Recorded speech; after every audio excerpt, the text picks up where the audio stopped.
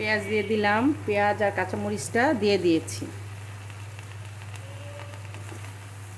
বাকি পেঁয়াজ আর কাঁচামরিচটা দিয়ে দিয়েছি।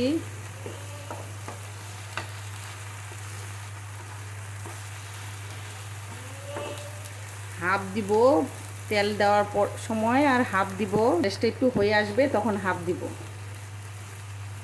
যে কাঁচামরিচ আর পেঁয়াজ, 1 চামচ ঘি দিব।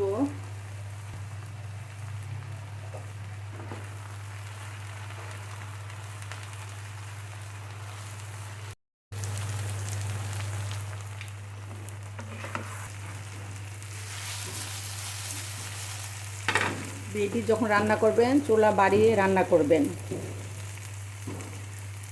খেতে খুব মজা। 1 চামচ ঘি যখন দিবেন ভেন্ডিতে তখন দ্বিগুণ স্বাদ বেড়ে যায়।